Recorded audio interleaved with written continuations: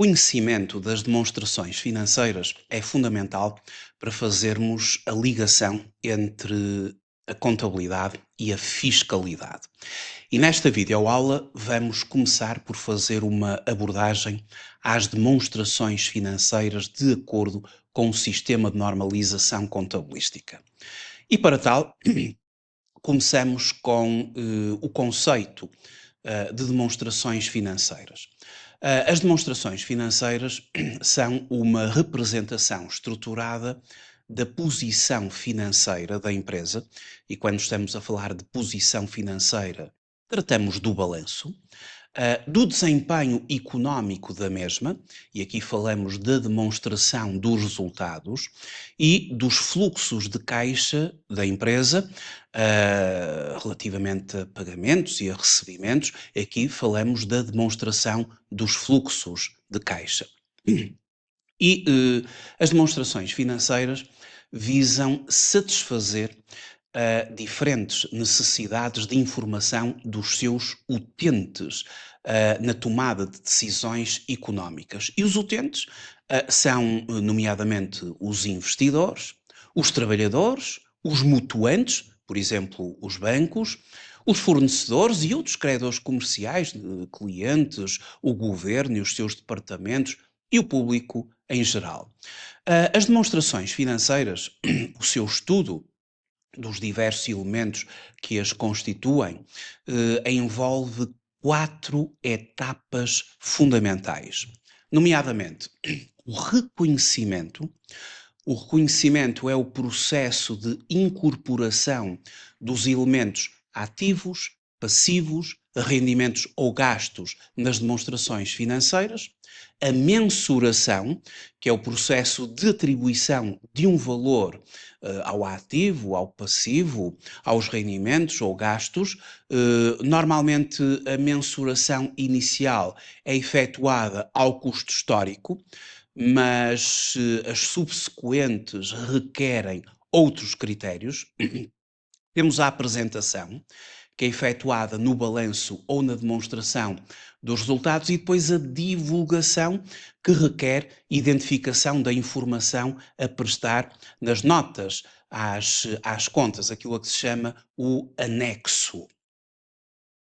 Um conjunto completo de demonstrações financeiras é constituído por cinco. E cinco demonstrações financeiras são aquelas que são contempladas no âmbito do regime geral do sistema de normalização contabilística. As entidades que obedecem ao regime geral têm de apresentar o balanço, a demonstração dos resultados. A demonstração dos resultados pode ser por naturezas e é obrigatória, ou por funções, que é facultativa. Portanto, o balanço, a demonstração dos resultados por naturezas, de caráter obrigatório, a demonstração das alterações do capital próprio, a demonstração dos fluxos de caixa e o anexo. Todas estas matérias, elas estão contempladas no nosso manual de formação Demonstrações Financeiras na Prática, da Contabilidade à Fiscalidade. Neste manual vai encontrar de uma forma detalhada aquilo que, e de uma forma mais sintética, vamos abordar nesta videoaula. E começando então por um conjunto completo de demonstrações financeiras. Um conjunto completo de demonstrações financeiras, conforme eu já referi, ele é constituído pelo balanço, o balanço que traduz a situação financeira da empresa, apresentando o conjunto de bens e direitos no seu ativo. Os ativos originarão fluxos de caixa de entradas, e depois temos no passivo o conjunto de dívidas, de obrigações da empresa, num determinado momento. Os passivos resultarão futuramente em saídas, e a diferença entre o ativo e o passivo é o chamado capital próprio da empresa. Na demonstração dos resultados, que é a segunda demonstração financeira, aqui evidencia-se a situação económica da empresa, apurando os resultados, os quais podem ser lucros ou prejuízos, através da comparação entre rendimentos e gastos do período. A demonstração dos resultados, ela baseia-se no regime do acréscimo ou da periodização económica, ou seja, os rendimentos e os gastos são reconhecidos no período a que dizem respeito, independentemente do recebimento ou do pagamento ocorrer em período ou períodos subsequentes. E, portanto, a demonstração dos resultados incorpora os rendimentos e os gastos daquele ano, daquele período, independentemente de já ter ocorrido ou não recebimento ou pagamento. E a demonstração dos resultados permite-nos, pela diferença entre rendimentos e gastos, chegar aos vários resultados contabilísticos da empresa, os quais já vamos analisar seguidamente. Como já tinha referido, a demonstração dos resultados por funções, ela é uma opção, não é de caráter obrigatório no regime geral. Depois temos a chamada demonstração das alterações no capital próprio. Esta demonstração das alterações do capital próprio reflete as variações ocorridas entre duas datas do balanço, a posição no início do ano, a posição no início do período e a posição no fim do período. Temos em coluna as várias rúbricas que fazem parte do capital próprio no balanço. As várias rúbricas do capital próprio são apresentadas nas colunas e depois nas linhas temos as possíveis alterações que ocorrem desde a posição no início do período à posição no final do período. E, portanto, a demonstração das alterações do capital próprio reflete estas variações ocorridas entre estas duas datas, evidenciando o resultado integral, ou seja, a agregação do resultado líquido com as restantes variações nos capitais próprios, não associadas diretamente aos detentores do capital. Entre a posição no início do período, as alterações no período, as operações depois com os detentores de capital próprio. Temos a posição no fim do período e a posição no fim do período é aquilo que vai ser transmitido para o balanço, para as várias rúbricas do capital próprio. E por fim, temos a demonstração dos fluxos de caixa, que revela o desempenho monetário da empresa, discriminando os recebimentos e os pagamentos, organizados pelas atividades operacionais, pelas atividades de investimento e pelas atividades de financiamento. O somatório dos fluxos das atividades operacionais, das atividades de investimento e das atividades de financiamento resulta na variação de caixa e seus equivalentes. Entretanto, a empresa tem um caixa no início do período, ao qual se soma a variação de caixa e seus equivalentes e resulta o caixa no fim do período, o qual vai ser transmitido ao balanço em caixa e depósitos bancários. Agora, verifica-se que nas várias demonstrações financeiras existe sempre uma coluna para notas.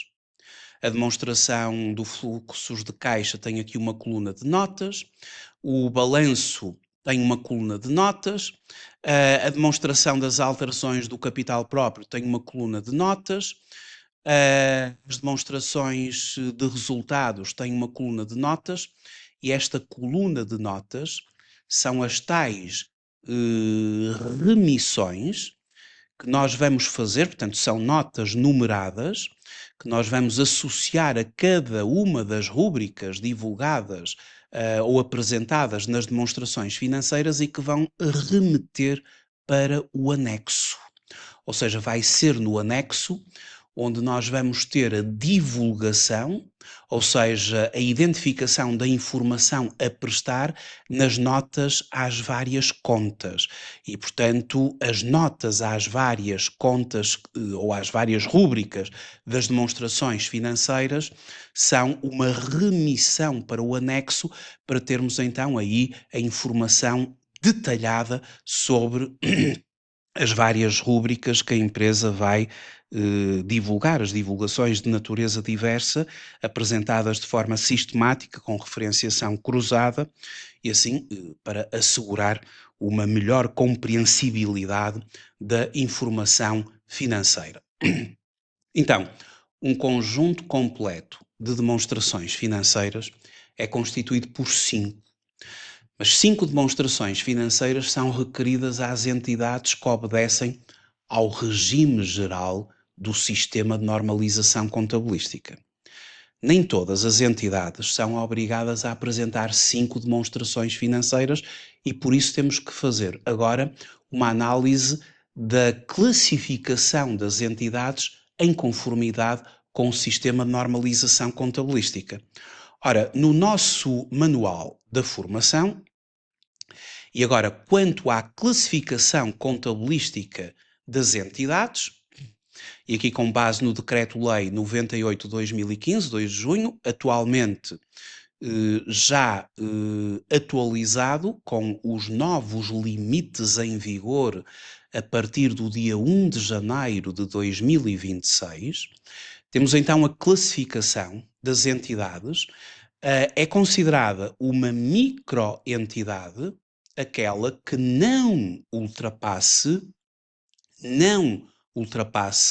2 de 3 limites. Um balanço de 450 mil euros, um volume de negócios líquido de 900 mil, 10 trabalhadores. Não ultrapassa 2 de 3, é considerada microentidade. Uma microentidade tem que apresentar 2 demonstrações financeiras: o balanço e a demonstração dos resultados por naturezas. E aqui, nos modelos próprios para microentidades. As pequenas entidades são aquelas que não ultrapassam 2 de 3 limites. 5 milhões de euros em termos de balanço, 10 milhões de euros em termos de volume de negócios líquido, 50 trabalhadores. Não ultrapassando 2 destes 3 limites, é considerada uma pequena entidade. E as pequenas entidades, elas apresentam 3 demonstrações financeiras nos modelos próprios às pequenas entidades: o balanço, a demonstração dos resultados por naturezas e o anexo. Existe também um modelo de demonstração dos resultados por funções, para pequenas entidades, mas que é uma opção, é opcional. Pois as médias entidades já não são pequenas entidades, porque já ultrapassaram os limites das pequenas, não é?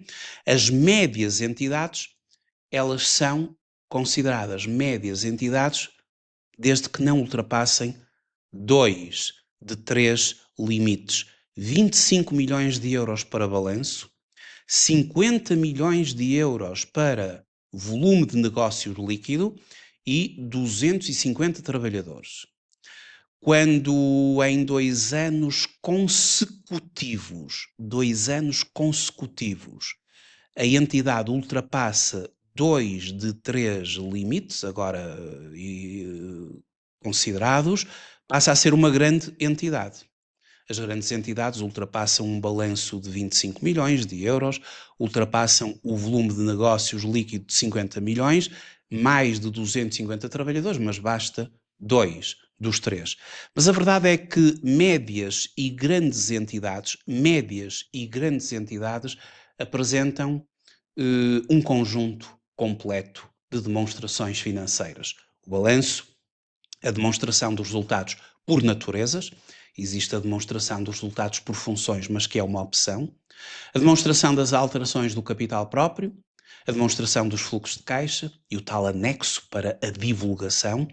É o conjunto completo de 5 demonstrações financeiras que as médias e grandes entidades que obedecem ao regime geral do sistema de normalização contabilística têm de apresentar.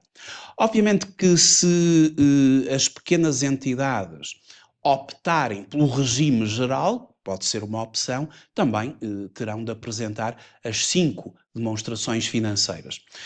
Gostaria ainda de referir que uma microentidade passa para pequena entidade quando ultrapassar durante 2 anos consecutivos 2 dos 3 limites que estão na linha.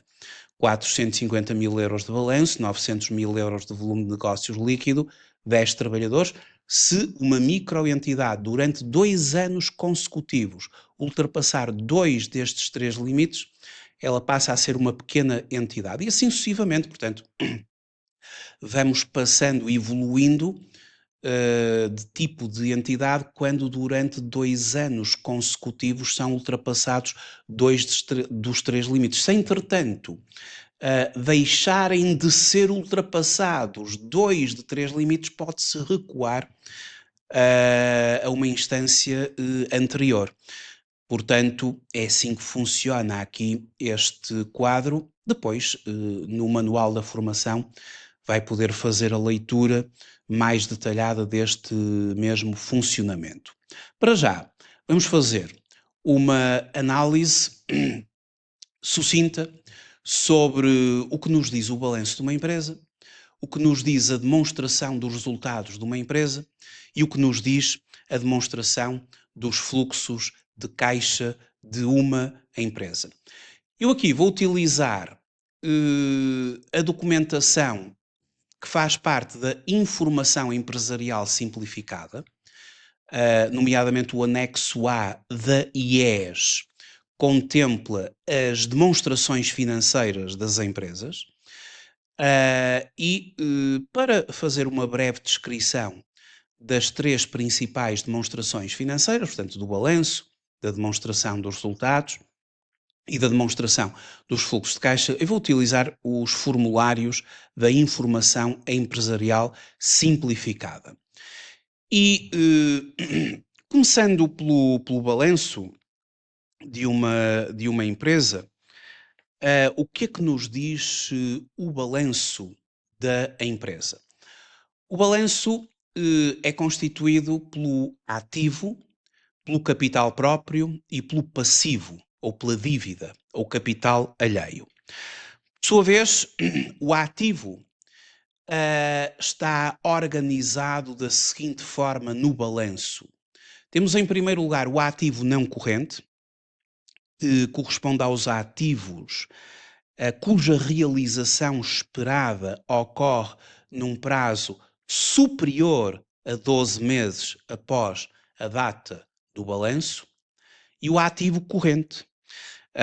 E o ativo corrente corresponde àquele conjunto de ativos potencialmente realizáveis, portanto, transformados em dinheiro, vendidos ou consumidos no decurso do ciclo operacional, ou seja, num período que não seja superior a 12 meses. Até 12 meses, ativo corrente, para além de 12 meses, o ativo não corrente. E depois, dentro daquilo que é o ativo não corrente, destacam-se nomeadamente os ativos fixos tangíveis, as propriedades de investimento, o goodwill, os ativos intangíveis, os ativos biológicos, as participações financeiras, quer seja pelo método equivalência patrimonial, quer seja outros investimentos financeiros, os ativos por impostos diferidos, entre outros.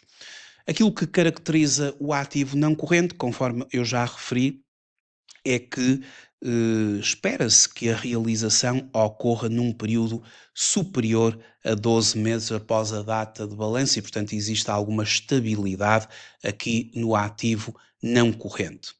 Já os ativos correntes são aqueles que se espera vir a converter em dinheiro, nomeadamente através da sua venda ou através do recebimento, num prazo de 12 meses. E destacam-se aqui os inventários, os clientes, o Estado e outros entes públicos, o próprio caixa e depósitos bancários da empresa. À medida que nós vamos avançando na vertical, do ativo não corrente ao ativo corrente, vai aumentando o grau de liquidez, ou seja, a capacidade de conversão em dinheiro. O expoente máximo da liquidez é caixa e depósitos bancários.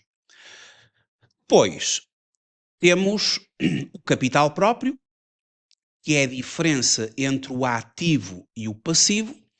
No capital próprio, começamos pelo capital subscrito, o investimento dos sócios, dos acionistas, e depois a história que a empresa vai contar, nomeadamente através da retenção de lucros, da constituição de reservas legais, dos resultados transitados e o próprio resultado líquido do período que vem da demonstração dos resultados da empresa. A demonstração dos resultados da empresa em cada período de anos, ou o resultado líquido do período, esse resultado líquido do período incorpora-se no capital próprio. Depois, no início do ano a seguir, o resultado líquido vai ser transitado para resultados transitados e depois, até 31 de março do ano seguinte, mediante a Assembleia Geral a Assembleia Geral de Aprovação de Contas, vai-se definir o que fazer com o lucro do período, caso tenha ele existido. Seguidamente temos o passivo, as dívidas. As dívidas, elas podem ser de médio e longo prazo, portanto, a exigibilidade, quando é superior a 12 meses, entramos no passivo não corrente. O passivo não corrente são aquelas dívidas que a empresa vai ter de pagar, mas só daqui por mais do que 12 meses. E o passivo corrente são as dívidas que a empresa tem de liquidar, tem de pagar, já no decurso dos próximos 12 meses. E aqui destacam-se os fornecedores, os financiamentos obtidos, outras dívidas a pagar, entre outros. Portanto, aqui no passivo, à medida que vamos descendo do passivo não corrente para o passivo corrente, aumenta o grau da exigibilidade, ou seja, diminui o prazo que nos é permitido para realizar o respectivo pagamento. Demonstração dos resultados evidencia os rendimentos e os gastos que foram reconhecidos durante o período em questão. E a demonstração dos resultados, ela baseia-se no chamado regime do acréscimo. O regime do acréscimo, ou da periodização económica, diz-nos que os rendimentos e os gastos são reconhecidos no período a que dizem respeito, independentemente do recebimento ou do pagamento ocorrer em período ou períodos seguintes. Ou seja, na demonstração dos resultados vamos ter os rendimentos reconhecidos naquele ano em concreto, os gastos reconhecidos naquele ano em concreto, mesmo que não tenha havido recebimento ou pagamento. Isto significa que os resultados contabilísticos que vamos obter na demonstração dos resultados podem não se traduzir em dinheiro. E, portanto, há uma diferença entre aquilo que é um lucro e aquilo que é o dinheiro. Os lucros são avaliados na demonstração dos resultados, os fluxos ou o dinheiro que a empresa consegue conquistar são avaliados na demonstração dos fluxos de caixa. A demonstração dos resultados por naturezas, ela começa por evidenciar as vendas e serviços prestados. Aqui nós temos o rédito ou os réditos líquidos de descontos, de abatimentos, bónus, devoluções, e portanto, as vendas e serviços prestados é a componente máxima do rédito. O rédito é aquele rendimento que deriva da atividade ordinária da empresa e, portanto, está aqui concentrada, o grande núcleo daquilo que é a faturação da empresa. Vendas e serviços prestados, subsídios à exploração, a variação nos inventários da produção, a diferença entre inventários finais e iniciais, os trabalhos para a própria entidade, trabalhos realizados para os próprios ativos, fazem parte daquilo que é a chamada produção da empresa e temos aqui o grande foco de rendimentos. Os rendimentos, eles aparecem obviamente com um valor positivo, não é? Mas para conseguir obter rendimentos, a empresa incorre em gastos. O primeiro grande gasto relevante é o custo das mercadorias vendidas e das matérias consumidas, que se trata do custo de aquisição das mercadorias na área, portanto, no desenvolvimento da atividade comercial da empresa ou das matérias consumidas para a produção.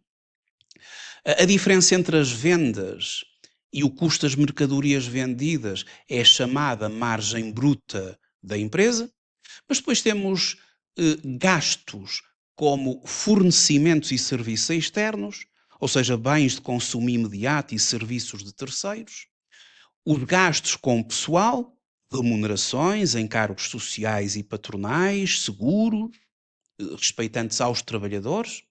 Temos aqui um conjunto de imparidades e de provisões nesta área operacional e outros rendimentos e outros gastos.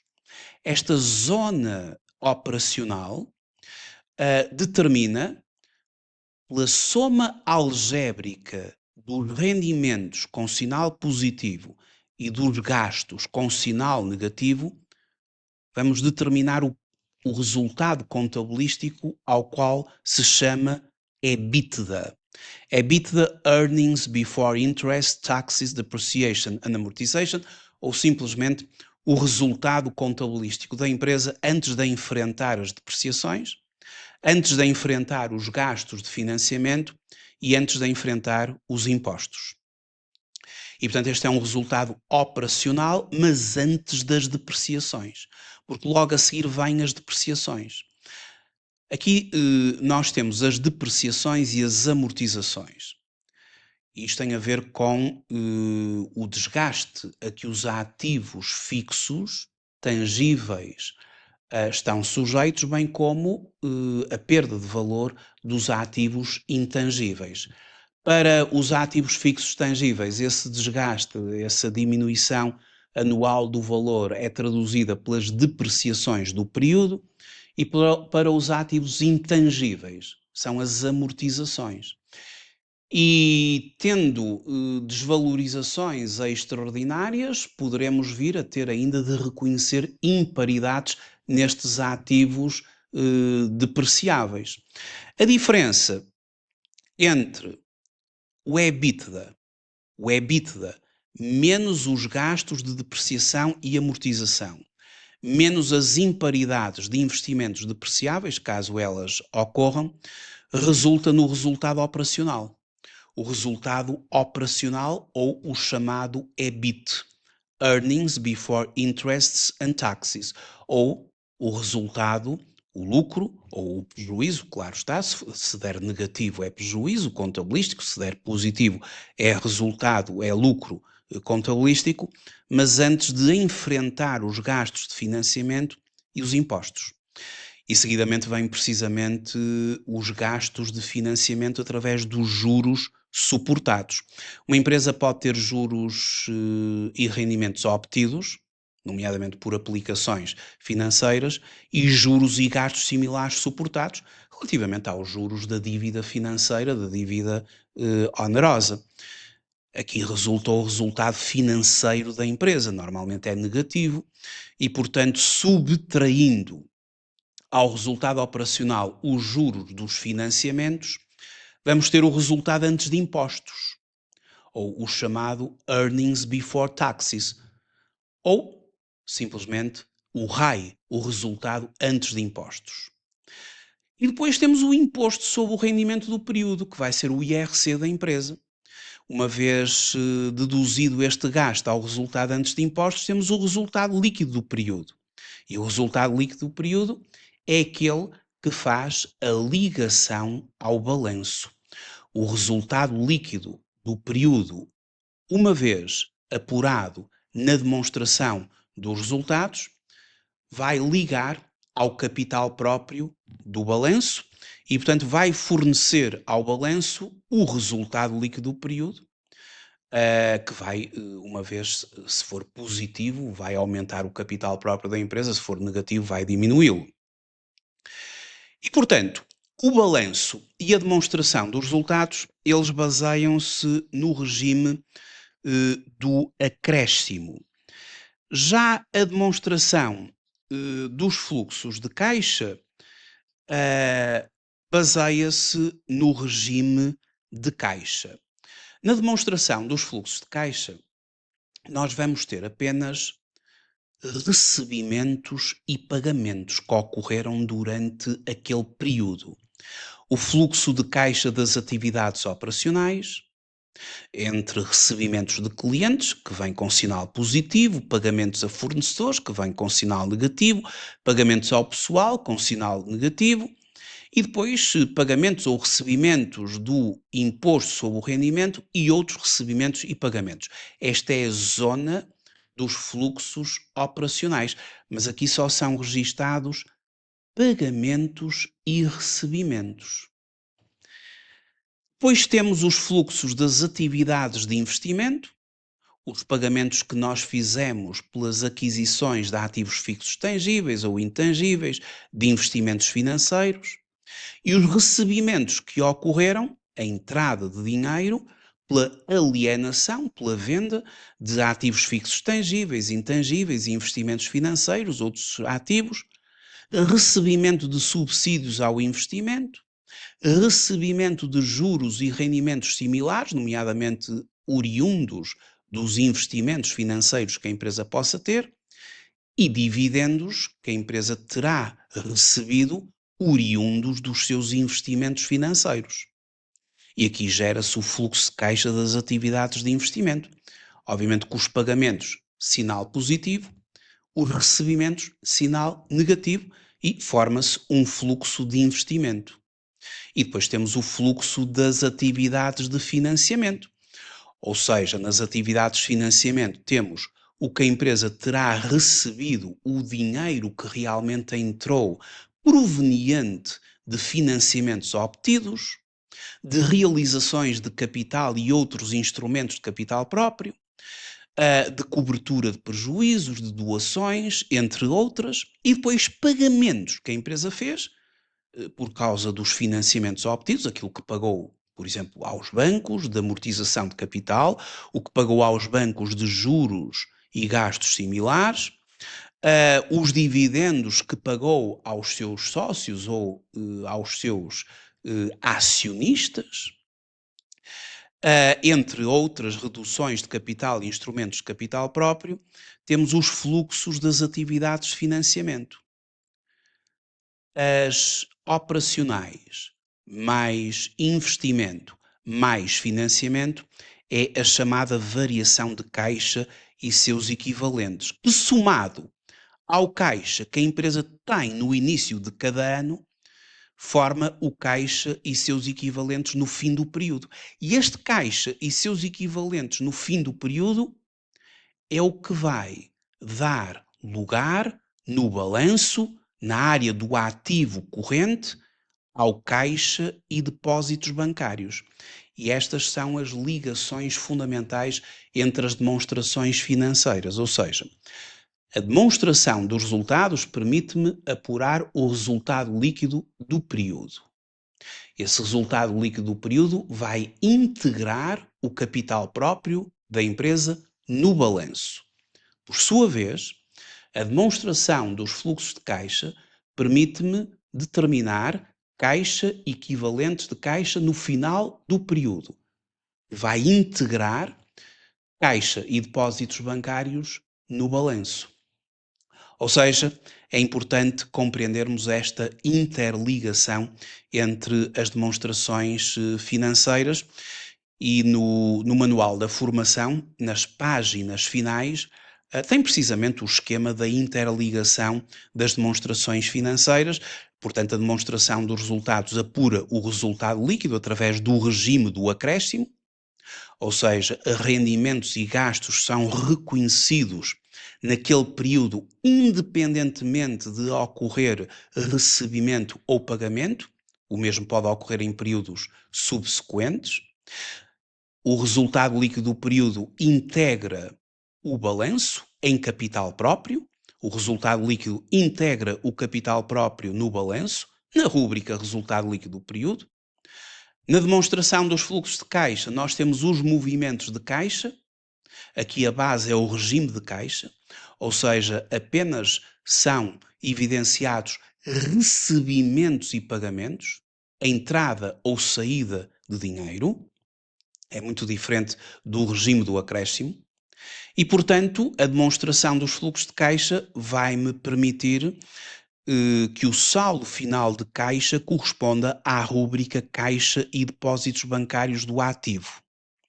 Já agora, as alterações do capital próprio reconcilia todas as alterações do capital próprio entre duas datas de balanço, início e final do ano, e o anexo reúne todas as demonstrações, fornece informação qualitativa para compreensão dos valores quantitativos, as tais notas que eu referia anteriormente. Bom, vamos terminar isto com a resolução de um caso prático sobre uma demonstração dos resultados.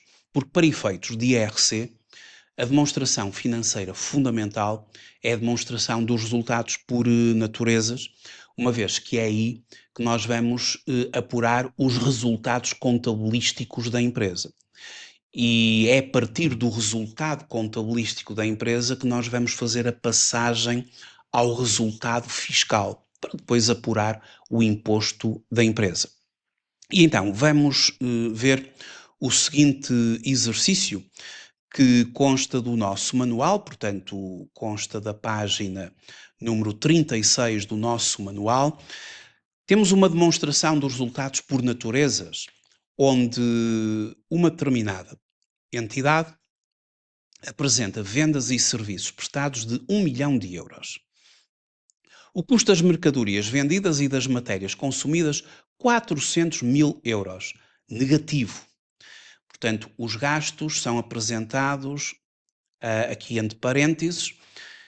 Os fornecimentos e serviços externos negativos, 200 mil, gasto.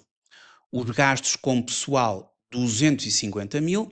E os outros gastos, 20 mil euros. Então, a soma algébrica destas primeiras rúbricas de caráter ou de natureza operacional forma o chamado EBITDA, Earnings Before Interest, Taxes, Depreciation and Amortization, ou seja, um resultado antes das depreciações, antes dos gastos de financiamento e antes dos impostos. Isto conduz a 130 mil euros. Portanto, esta empresa apresenta um EBITDA de 130 mil euros, que é um resultado contabilístico positivo. O EBITDA é um resultado contabilístico. Outro resultado contabilístico é formado subtraindo ao EBITDA as depreciações e as amortizações do período. Depreciações para ativos fixos tangíveis, amortizações para ativos intangíveis. Esta empresa contabilizou 50 mil euros. E, portanto, subtraindo os 50 mil euros ao EBITDA, aqui nesta zona do investimento, forma-se o EBIT, que é o resultado operacional propriamente dito, ou um resultado antes dos gastos de financiamento e antes dos impostos, 80 mil. Portanto, esta empresa tem um EBIT positivo de 80.000 euros, tem um resultado operacional que se traduz num lucro operacional. E, a seguir, vamos ter de enfrentar os juros e os gastos similares suportados da atividade de financiamento da empresa. Portanto, a empresa tem empréstimos, pagou juros, suportou juros de 15.000 euros, eles são subtraídos ao resultado operacional e forma-se o resultado antes de impostos, o chamado RAI, 65.000 euros. A seguir, a empresa vai calcular o imposto sobre o rendimento do período, no caso concreto, deu 19.250 euros, 19.250 euros, e por fim forma-se o resultado líquido do período de 45.750. Este resultado líquido do período é aquele que vai passar para o balanço, para a área do capital próprio, e depois no ano a seguir vai ser reclassificado em resultados transitados. E, portanto, com este resultado líquido do período, está apresentada a demonstração dos resultados e os seus resultados contabilísticos. Aqui foram todos positivos. E uma forma de analisar a demonstração dos resultados por naturezas é calcular as suas margens, através de uma análise de rendibilidade. A margem bruta resulta do seguinte: o resultado bruto de uma empresa é constituído pelas vendas menos o custo das mercadorias. E, portanto, esta empresa tem um resultado bruto de 600.000 euros, não é? 1 milhão menos 400.000. Se nós dividirmos essa margem bruta pelo valor do volume de negócios, por 1 milhão de euros, temos 60%. O que é que significa estes 60% de margem bruta? Significa que de cada 100 euros de volume de negócios, 60 euros permanecem disponíveis após a cobertura de custo das mercadorias e matérias. Ou seja, este montante destina-se a suportar os restantes gastos operacionais, nomeadamente tudo o que vem a seguir. Fornecimentos e serviços externos, gastos com pessoal, as depreciações, os gastos de financiamento que são os juros, o próprio imposto. Portanto, por cada 100 euros de vendas, restam 60 euros para fazer face aos próximos gastos que vamos ter de enfrentar. Ora, seguidamente calculo a margem EBITDA. Eu tenho o EBITDA da empresa, 130.000 euros, e para calcular a margem EBITDA, vou dividir o EBITDA da empresa pelo volume de negócios. Ou seja, 130.000 a dividir por 1 milhão de euros dá 13%. Isto sinaliza-me que por cada 100 euros de vendas, ou neste caso por cada 100 euros de rendimentos, após a cobertura dos custos das mercadorias, dos fornecimentos e serviços externos, dos gastos com pessoal e dos outros gastos operacionais, ainda permanecem 13 euros. Por cada 100 euros de vendas ainda permanecem 13 euros. 13 euros para cobrir o que vem a seguir. E o que vem a seguir são as depreciações e as amortizações, os gastos de financiamento e o imposto sobre o rendimento. Ora, no âmbito desta análise de rendibilidade económica pelo cálculo de margens, seguidamente eu tenho a margem EBIT.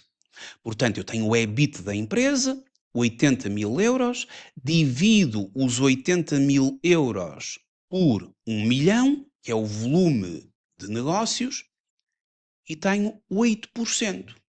Ou seja, por cada 100 euros de vendas, restam-me 8 euros para cobrir os gastos de financiamento, para cobrir os impostos e para ver se ainda me resta alguma coisa para depois poder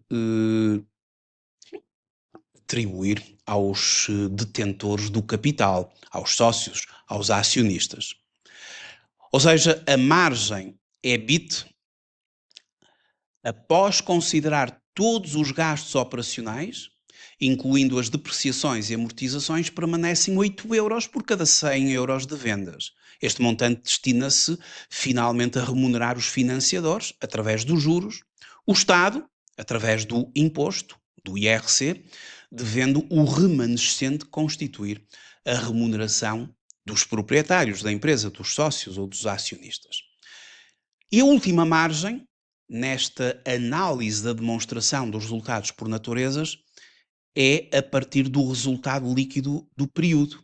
45.750, se dividir 45.750 por 65 mil euros, e peço desculpa, margem líquida, e se dividir 45.750 por 1 milhão de euros, as margens é sempre um resultado contabilístico a dividir pelo volume de negócios da empresa. E multiplicar por 100, isto dá 4,575. Ou seja, o que é que me diz a margem líquida? A margem líquida representa a percentagem do volume de negócios que se traduz em resultado líquido. Ou seja, o lucro efetivamente disponível para os proprietários após a dedução de todos os gastos, incluindo os de financiamento e os fiscais. Uma margem líquida de, arredondando aqui, 4,58, significa que após a cobertura integral de todos os gastos, eles sejam operacionais, de financiamento e fiscais, permanecem 4,58 € de cada 100 euros de vendas. E este valor constitui a remuneração efetiva dos proprietários pelo capital investido e pelo risco assumido. Ora, uma métrica importante, portanto, vimos que todas as margens são positivas, não é? Portanto, a avaliação é positiva aqui desta demonstração dos resultados. E agora há que também calcular a questão fiscal. Eu vou calcular, a partir da demonstração dos resultados, a taxa efetiva de IRC e o efeito fiscal. A taxa efetiva de IRC, ela é calculada dividindo o imposto, 19.250, pelo resultado antes de impostos, 65 mil. Ou seja, ao dividir o imposto pelo resultado antes de impostos, multiplicando por 100, ou seja, 19.250 a dividir por 65 mil euros vezes 100, nós temos 29,62% de imposto, de taxa efetiva de imposto. O efeito fiscal é o complementar, ou seja, posso fazer 100% menos 29,62, o que dá 70,38, ou posso calcular o efeito fiscal dividindo o resultado líquido do período pelo resultado antes de impostos. Sei que o resultado líquido do período são 45.750, sei que o resultado antes de impostos 65 mil, multiplicando por 100, tenho 70,38. A taxa efetiva de IRC mais o efeito fiscal dá 100. E o que é que significa a taxa efetiva de IRC? Indo aqui ao nosso manual, onde nós temos tudo explicado, para que depois possa ter aqui esta informação detalhada, estes são os chamados indicadores fiscais. E, portanto, se eu tenho uma taxa efetiva de IRC de 29,62%, significa que de cada 100 euros de resultado antes de impostos, 29,62 são entregues ao Estado. Portanto, e o efeito fiscal? O efeito fiscal, também designado por coeficiente de retenção fiscal, representa a proporção do resultado antes de impostos que permanece na entidade após a tributação. E, portanto, uma vez que chegamos a 70,38%, a sua interpretação é que de cada 100 euros de resultado antes de impostos, 70,38 € permanecem na entidade. E consequentemente, aquilo que se verifica é que a taxa efetiva de IRC desta empresa, 29,62%, ela é bastante superior à taxa nominal que está estabelecida no código do IRC. E isso é aquilo que nós vamos aqui neste ponto da formação, a partir de agora, tratar. Ou seja, como é que se calcula o IRC de uma empresa e por que razão, normalmente, a taxa efetiva de IRC é diferente, da taxa nominal que está contemplada no código do IRC. Até à próxima videoaula.